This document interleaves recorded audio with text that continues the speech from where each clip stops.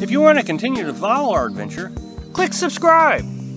So you don't miss anything, click the bell notification. Hello, Laz on the Road subscribers and followers. I see it every day in the Facebook groups. Every day. 1, 2, 3, 10, 12 times a day. Somebody saying, help me, I'm out here as a nomad and I need a GoFundMe. Please support my GoFundMe. My car broke down. My tent blew away. It's always something. Just GoFundMe, GoFundMe, GoFundMe. And I have advocated so many times, you don't come out here. Do not come out here unless you have an emergency fund. Becky just asked me, how much do I need in an emergency fund?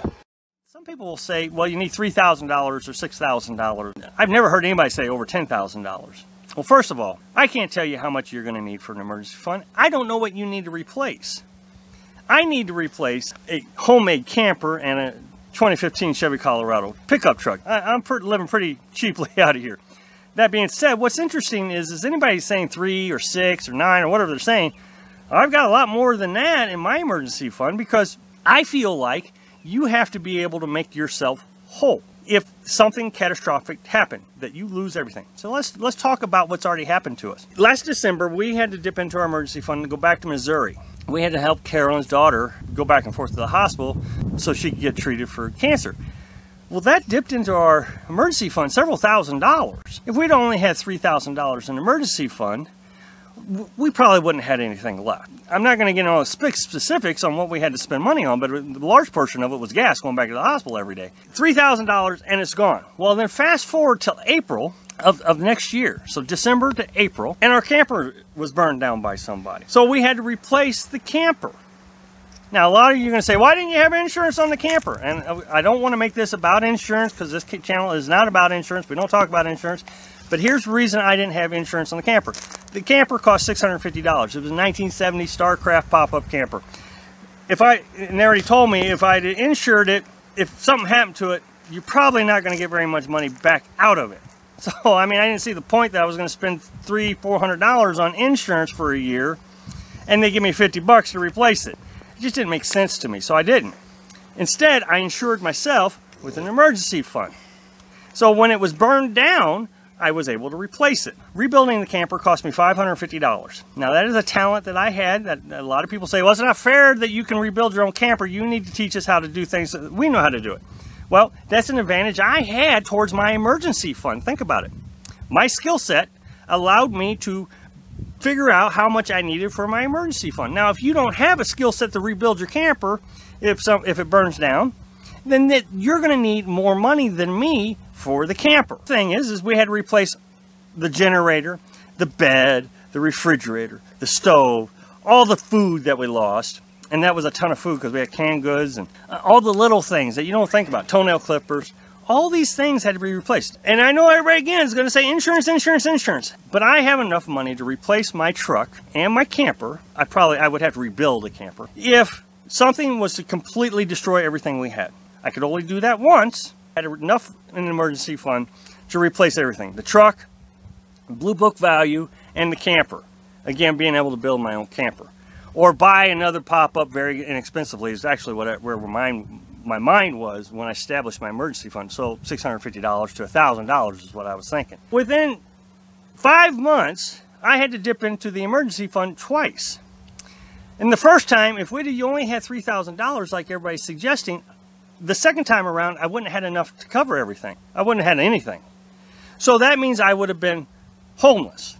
And that would have meant that I would have been like everybody else. I wouldn't have done it. But a lot of people would have been like everybody else, go into Facebook groups and say, GoFundMe. Well, in my opinion, GoFundMe is not an option. If there's a major malfunction with the truck, a transmission replacement, I've got the money to cover it.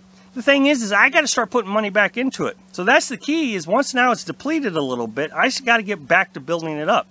I'm going to keep the insurance on the truck. Now, here's the thing about insurance. Insurance probably is not going to make you whole. My definition of whole is being able to get back on your feet and thriving and enjoying life again.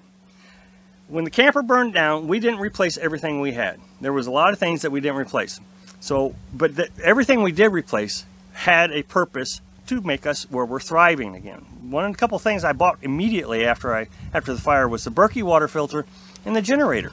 I had to have those things so I could get back on my feet, so I can build the camper, maintain my business, the online database business, programming, and YouTube. I had to get back to that, so I needed the generator so I could have internet, and I needed the Berkey because water was just terrible no matter where we went to get water. Also consider, a lot of people say, should I include my medical with my emergency fund? And well, you know, if you feel like that medical is an issue for you, then yes, it needs to be included in your emergency fund.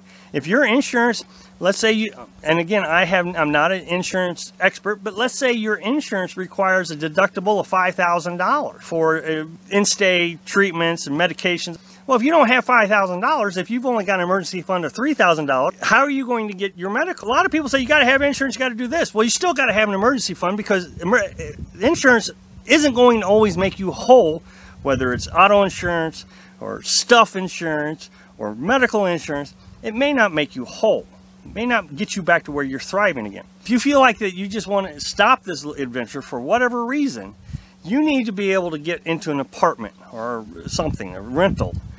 I included that in my emergency fund. Of course, my emergency fund would easily cover that. And so what I did was, I wanted to make sure I have enough money and still have enough money that if I just decide to stop, I can go get an apartment, rental, be able to maintain that for 3 to 6 months until I can get employment.